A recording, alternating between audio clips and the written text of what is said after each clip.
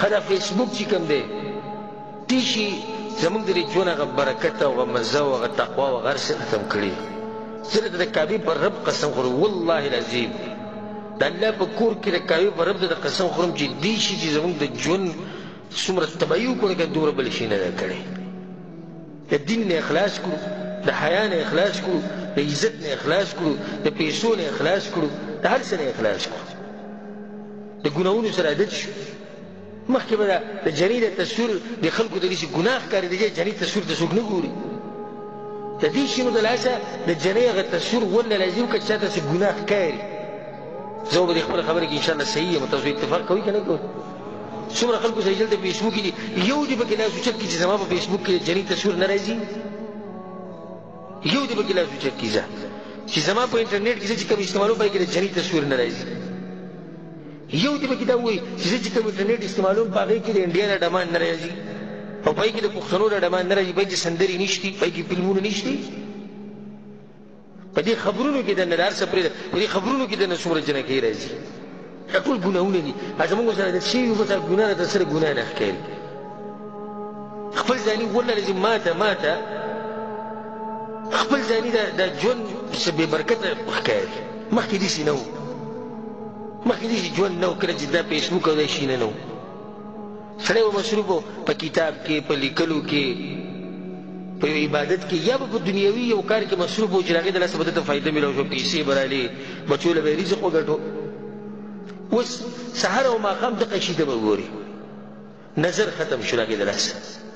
دماغ د دې داسې کمزوري کېږي. دا ډاکټرانو په دې باندې بحث کړی دی چې کوم سړی چې دغه ته ډېر ګوري موبایل ته، د ده دماغ کمزوري کېږي. راشي د خلکو دماغ یې بلکل خراب کړي. او دلته یو ملګری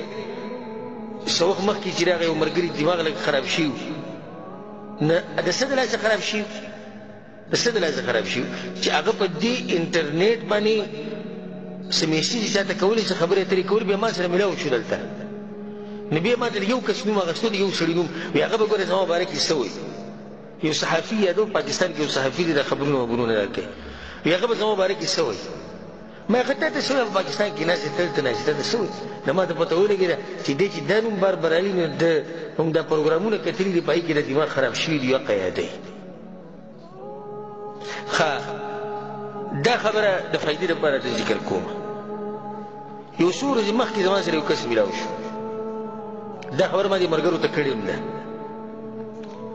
او هغه دا خبره وکړه چې شیخ صاحب زه خودکشي کوم او زما دا ژوند بلکل خراب شوی دی او ختم شوی دی. سړی په ظاهره کې لکه ښه سړی دی، خو د شیطان په سړي باندې زورور شي او غالب شي. د ډېر تپوسونو نه بعد هغه په دې راضي شو چې ما ته د خپله خبره بیان کړي.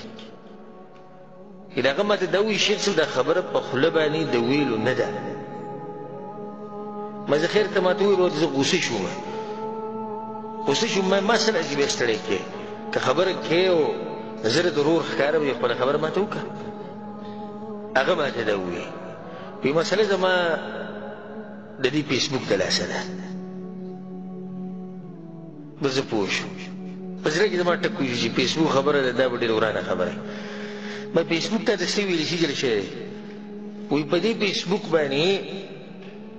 یو هلک به ما سره په مخه رابطې کولې، جنۍ نو ګوره څوک هلک. زما د هغه رابطې بیا ډېرې شوې و، بل هغه سړی د دې قیسو سره ناشنا و، وایي زما د هغه سره رابطه جوړه شوه. شیخ صاحب وایي تهجد لمونځ ما پرېښوه،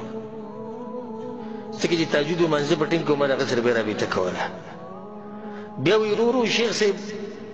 د سهار لمونځ زه بیا هله کوم چې راپاڅم، کله 7 بجې کله 8 بجې، حالانکه هغه وایي چې زه به په اول صف کې ولاړم لمانځه کې، او شپې تهجد ما چېرته نه وي پرېښود، اول پیر به ما حدیثه راغله.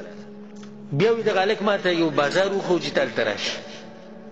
او زه تا سره میلاوېږم. وایي ما چې صحیح ده، وایي موږ ټوله خبره اتره هر څه وکړه او زه لاړم او په هوټل کې مې کمره م بوک کړه د فحاشۍ دپاره. بیا زه په هغه پسې بازار ته ورغلم، چې بازار ته ورغلم نو هلته یو بل کس ولاړ دی، هغه کس نه دی، خو زه وپېژنم ما سره یې دوا سلام وکړو چې ته څنګه یې ښې دا قصه چې ما ته کوي دا پښتون دی دا قصه او دا بل چا چې سره کار کړی د عربی وایي زه حیران کړم ما چې ما سره لاس ماسوله وکړو ما ته وایي ښه ته دا چلونه کوې بس وایي زما نه وار وارخطا شو اوس د هغه ځای نه راووتم ګاډی رانه وویل ته پاتې شو ګاډی چې ما کوم ځان سره بور رانه پاتې شو بیا رانه ګاډي غځې هېر شو ټکسي کې کېناستم وایي ټکسي والا ما ته وایي چېرته دې یوسې ما چې چېرته مې ویسه وایي چې چېرته ما چې چېرته مې ویسه ته څه تپوسونه کوې زه سیده ځه څه وخت بعد زه برابر شوم بیا رالم ګاډی مې پیدا کړ هلته ولاړو اوس هغه هلکانو د ده نه به څه ویډیو کړي یا د ده نه به یې خبرې ټیپ کړي اوس هغه د ده نه مطالبه کوي د پیسو او که پیسې نه راکړې نو ستا دا ویډیو ستا دا خبرې او دا هر څه به موږ نشر کړو او په فیسبوک کې د هر چا سره خپل ملګري وي نو دا ستا دا ملګري موږ پېژنو موږ به یې دوی ته ولېږو خو چې یو سړي راورله هغه بیا نورو ته نشر کړي نورو ته به نشر کړي نو هغه ما ته اخر هغه ما ته دا وایي چې شیخ صاحب دې ته نور لکه خودکشي کو نو الحمدلله ما ورله ډېره ښه تسلي ورکړه هغه ته ما داسې وایي چې ګوره داسې کېږي په تا باندې شیطان زورور شوی خو تا هم غلطي کړې ده اوس داسې کارو کې چې الله ته رجوع وکړه او دا د طریقه ته مخکې دا اقدامات دغه کړه انشاءالله الله به تا په حفاظت کې ساتي حاصل د قصې لکه دا قصه ما دې لپاره ذکر کړی چې دا برکت د فیسبوک دی